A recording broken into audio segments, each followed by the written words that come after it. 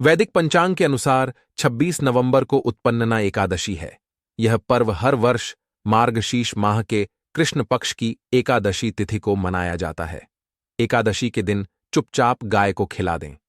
यह एक छोटी सी चीज, उससे पहले दोस्तों जान लेते हैं उत्पन्नना एकादशी के बारे में।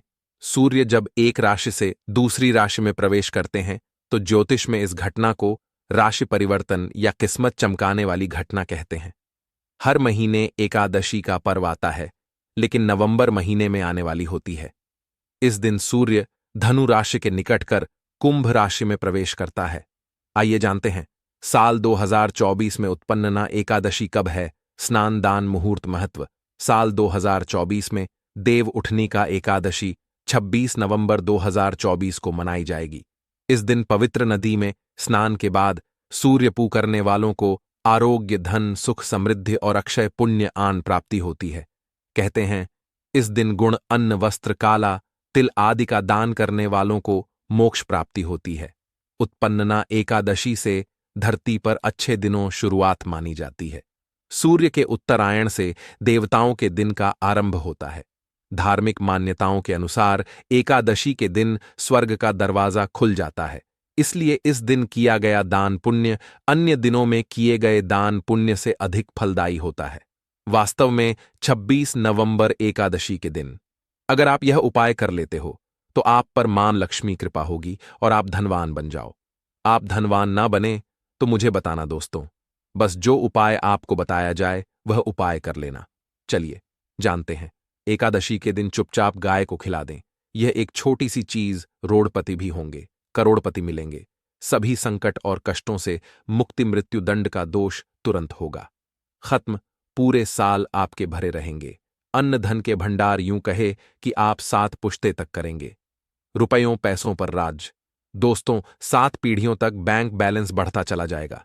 सभी भी दुख, दर्द, संकट, कष्ट है वह दूर हो जाएंगे और सभी सुख आपके कदमों में आ जाएंगे। सभी सुख आपके कदम चूमेगी। यदि आप यह एक छोटी और खास चीज चुपचाप गाय को खिला देते हैं तो तत्काल गरीबी आपके जीवन से खत्म हो जाएगी।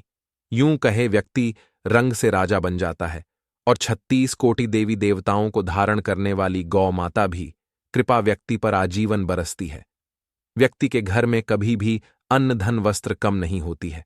धन के भंडार व्यक्ति के घर में भरे रहते हैं। व्यक्ति के जीवन से तत्काल गरीबी खत्म हो जाती है। तो दोस्तों कौन कौन से वे गाय से जुड़े खास और महत्वपूर्ण उपाय हैं जिन्हें यदि आप एकादशी के दिन कर लेते हैं तो दोस्तों या ना माने, आपके घर में अन्न धन के भंडार सदैव भरे रहेंगे। जो भी जीवन के दुख, दर्द, संकट, कष्ट है वह सभी दूर हो जाएंगे। इस वीडियो में हम आपको उसी एक खास और महत्वपूर्ण चीज के बारे में बताएंगे, क्योंकि आपको एकादशी के दिन गाय को जरूर खिलानी है।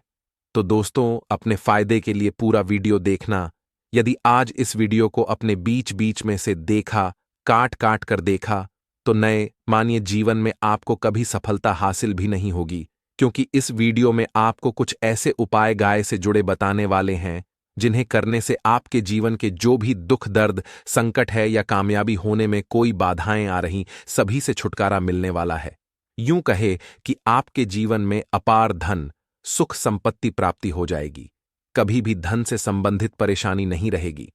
आर्थिक स्थिति आप प्रबल हो जाएगी। धन प्राप्ति के योग्य बन जाएंगे और जीवन में सदैव अनंत धन के भंडार आपके घर में रहेंगे। अनंत धन, वस्त्र कभी कमी नहीं होगी आपके घर में। तो दोस्तों आज का वीडियो पूरा देखकर जाना।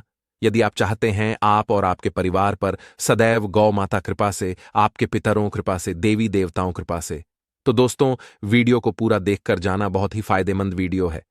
पूरे 300 सालों के बाद ऐसे दुर्लभ संयोग है, तो पूरा वीडियो देखकर जाना यदि आप लाभ हासिल करना चाहते हैं और 7 पीढ़ियों तक कभी कोई किसी तरह अटैक कमी ना हो या फल चाहते हैं, तो वीडियो को पूरा देखकर जाना।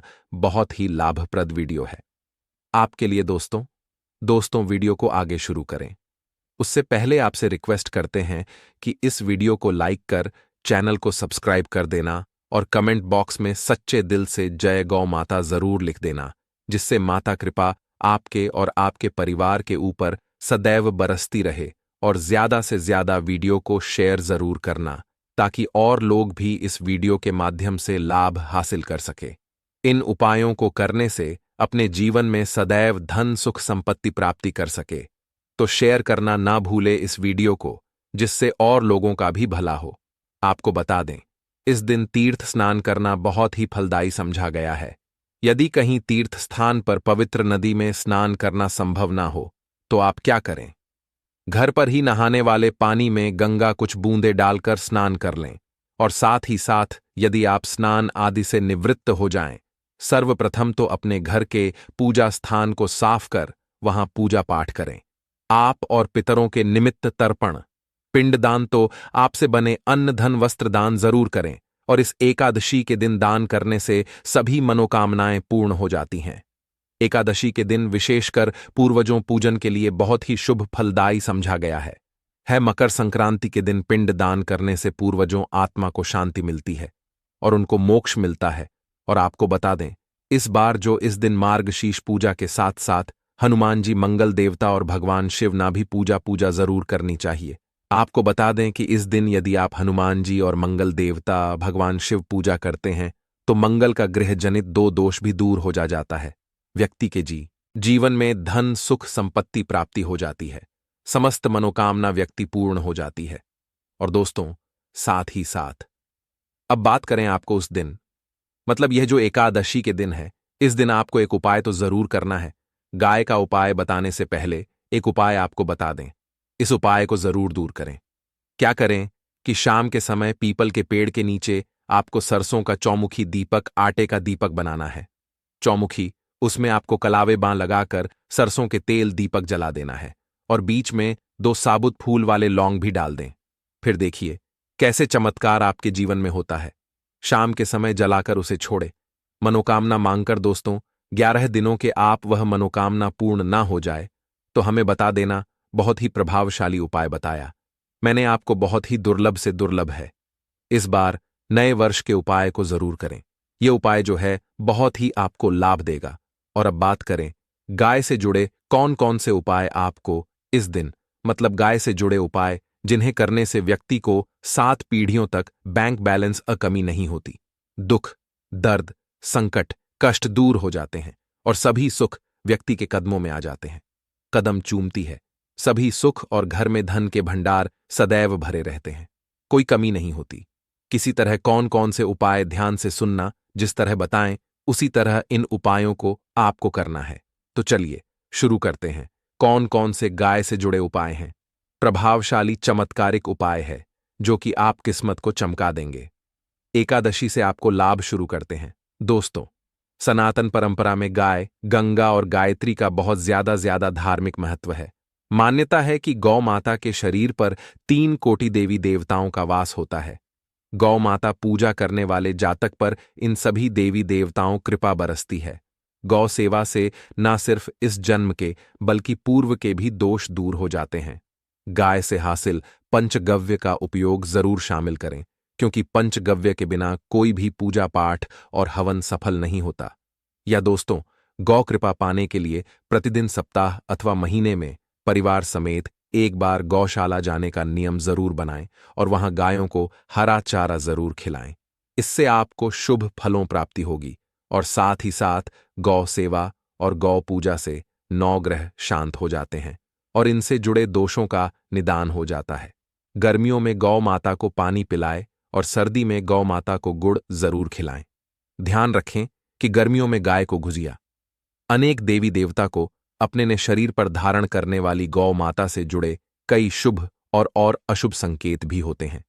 मसलन गाय का दूध दहते समय यदि गाय ठोकर मार दें और सारा दूध बिखर जाए तो अब शगुन होता है। यदि कोई यात्रा पर निकल रहा हो और गाय अपने बछड़े को दूध पिलाती सामने आ जाए तो निश्चित रूप से जिस यात्रा के लिए आप निकले हैं वह यात्रा आप जरूर ही सफल होगी और वह जिसके लिए आप निकले हैं वह जरूर ही पूर्ण होगा। यात्रा पर जाते समय बाईं ओर गाय आवाज आना और रात्रि में गाय हंकार करना भी शुभ होता है। दोस्तों, साथ ही साथ गाय के साथ आप भूल कर भी दुराचार ना करें, अन्यथा मिलता है घोर पाप और जीवन परेशानियां बनी रहती हैं। जी हां दोस्तों, गाय को राष्ट्रीय पशु बनाए जाने और इन्हें मौलिक अधिकार दिए जाने बात हो रही है तो सवाल उठता है गाय संस्कृति का अहम हिस्सा है, तब भी गाय के साथ लोग खराब व्यवहार कैसे कर लेते। गाय दर दर भटकती रहती है, भरपेट इन्हें चारा तक लोग नहीं देते। गाय जब तक दूध देती रहती है तो उन सेवा होती है, और जैसे ही दूध देना बंद कर देती है तो लोग इन्हें उन किस्मत पर छोड़ देते हैं, सड़कों पर और गलियों में भटकने के लिए। ऐसे में गोवंश जीवों को कोई डंडे मारता है तो कोई पानी डाल देता है, कभी वाहनों चपेट में आ जाती है तो कभी बीमार होकर बेचारी यह गाय दम तोड़ देती है। ऐसे में जरूरत है इन बातों को जानने, गाय को लेकर शास्त्रों में क्या कहा गया है, गाय के साथ आपको कैसा व्यवहार करना चाहिए। दोस्तों, गाय को कभी भी मारना पीटना नहीं चाहिए। शास्त्रों में गाय को माता का दर्जा दिया गया है। गाय को मारने वाला माता को मारने पीटने वाले के समान पाप का भागीदार समझा जाता है। नरक लोक में वर्षों तक कष्ट भोगना पड़ता है। अगले जन्म पशु योनि में मिलता है। कथा है कि गौतम मुनि ने गलती से गाय को डंडा मार दिया था, जिससे गाय मृत्यु हो गई थी, और इस पाप से मुक्ति के लिए इन्हें वर्षों तक तपस्या करनी पड़ी।